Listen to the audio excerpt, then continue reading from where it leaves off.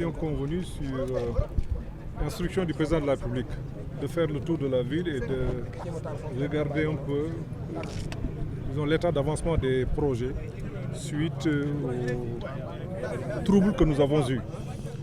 Avant tout, je voudrais, au nom du président de la République et à sa suite, présenter à nouveau nos condoléances les plus attristées aux familles des victimes et regretter ces morts. Tout comme nous souhaitons prompt rétablissement à ceux qui ont été blessés. C'est une manifestation regrettable, ou des manifestations regrettables que nous condamnons. C'est une violence inouïe que rien n'explique, que rien ne justifie. Heureusement, l'État est debout. L'État restera debout et l'État veillera à ce que les lois et règlements soient respectés. Le Sénégal a une tradition d'être un pays de droit et de liberté. Je pense qu'il est admis que l'on puisse avoir des divergences, mais quand même qu'on puisse, dans la limite des règles édictées par nos lois et règlements, que l'on puisse quand même ne pas arriver à un certain niveau. C'est bien dommage. Donc, j'ai visité aujourd'hui en compagnie des ministres de l'Intérieur et du ministre des Infrastructures le projet du BRT. C'est un projet de 450 milliards qui doit doter Dakar d'un système de transport de masse très performant et qui respecte l'ensemble des règles environnementales. Ce projet devait permettre à 300 000 personnes de se déplacer par jour. Dakar est une presqu'île, c'est 0,3%, donc vous voyez un peu les problèmes de circulation, de mobilité que nous avons. Et le président de la République avait quand même, après le TR, estimé que Dakar doit avoir un projet de BRT aussi moderne, très moderne, et ce projet est l'un des plus modernes du monde. Cela démontre un peu l'ambition que le président de la République a pour les populations du Sénégal. C'est vrai qu'à la suite des manifestations, il y a eu beaucoup de désagréments. Vous avez fait le tour avec nous, vous avez vu que les ouvrages ont été dégradés. Il s'agit d'ouvrages collectifs qui appartiennent aux Sénégalais.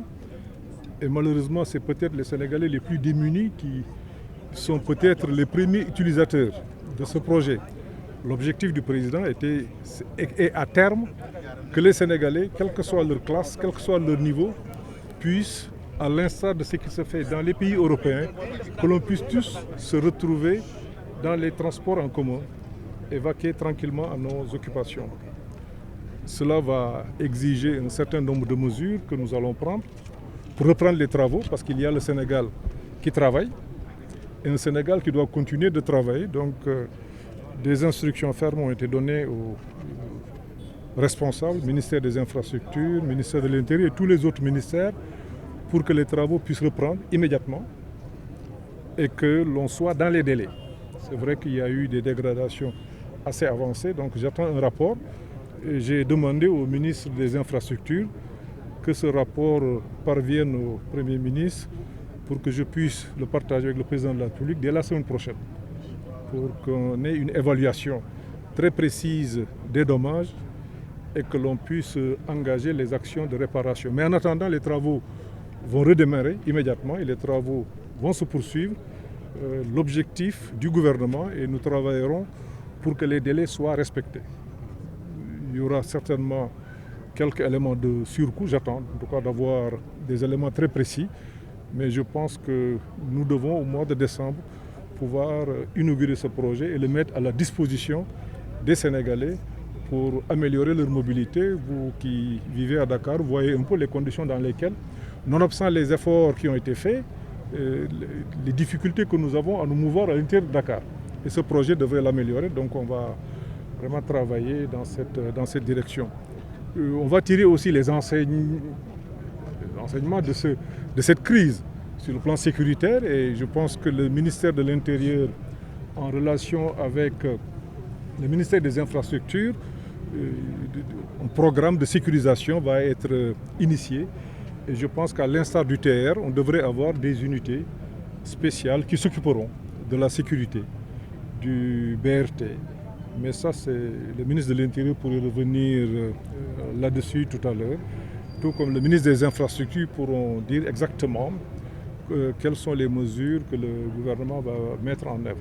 Mais ce que je peux dire aujourd'hui en tant que Premier ministre, c'est que nous prendrons les dispositions pour sécuriser le BRT et nous prendrons les dispositions pour que les travaux puissent s'achever dans les délais.